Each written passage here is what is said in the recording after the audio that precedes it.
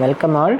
This is a video presentation on the first module of the subject Computer System Design and Architecture 06CS6043, which is a subject offered to first semester MTech in Computer Science and Information System students under KTU. Myself Hari Krishnan M, Assistant Professor in the Department of Computer Science and Engineering at Rajagiri School of Engineering and Technology. This is the syllabus for the first module. We'll be starting with the fundamentals of computer design, namely the classes of computers, defining computer architecture, the instruction set architecture, and encoding of an instruction set. These are the topics that I plan to present in this particular video. The remaining topics in the first module will be covered in a later presentation. We all know how incredibly the computer technology has progressed in the last 60 years since the first general purpose electronic computer was created. There are reasons aplenty for such incredible progress made by computer technology, but the two main reasons that has led to such incredible progress are advances in technology that are used to build computers as well as innovation in computer design.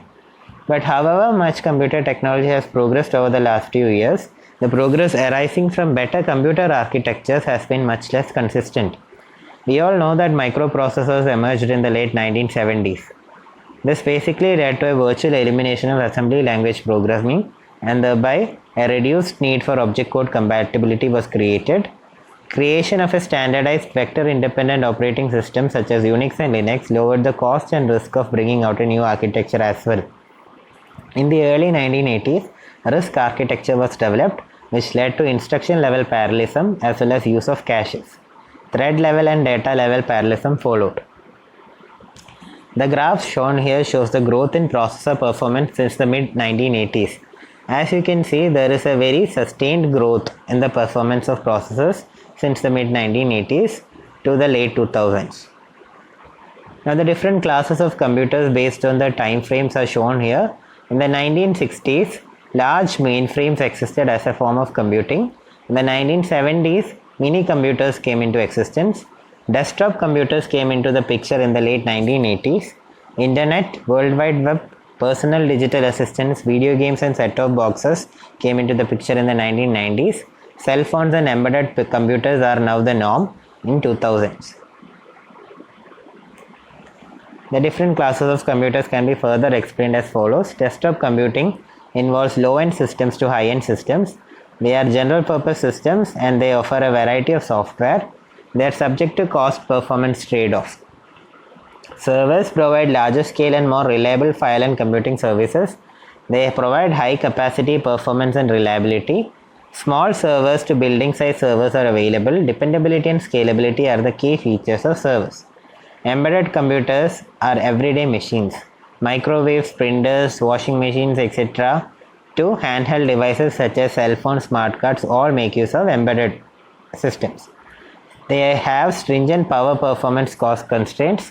Real-time performance requirement is necessary and memory and power optimization is very good for embedded computers. Now how do you define computer architecture? To define computer architecture, we will first have to discuss the different tasks of a computer designer. The different tasks of a computer designer involve instruction set design, functional organization, logic design as well as implementation, which further involves integrated circuit design, packaging, power and cooling. In the past, computer architecture was often referred only to the instruction set design of a computer design process. Other aspects of computer design were called implementation, but later definition of a computer architecture started changing. Now what do you mean by instruction set architecture? ISA refers to the actual programmer visible instruction set. This basically serves as a boundary between the hardware and software of a system. There are 7 different dimensions of an instruction set architecture.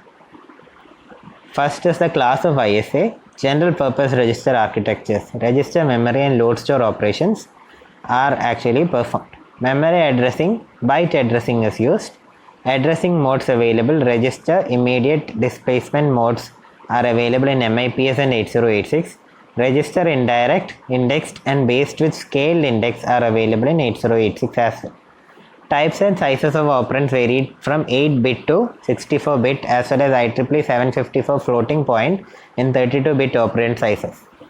Operations in instruction set architecture involved data transfer, arithmetic, logical, control as well as floating point operations. Control flow instructions involved conditional branches, unconditional jumps, procedure calls and returns. Encoding of an instruction set architecture followed a fixed length as well as variable length encoding. This table summarizes some of the most important functional requirements an architect faces. The left-hand column describes the class of requirement, while the right-hand column gives examples of specific features.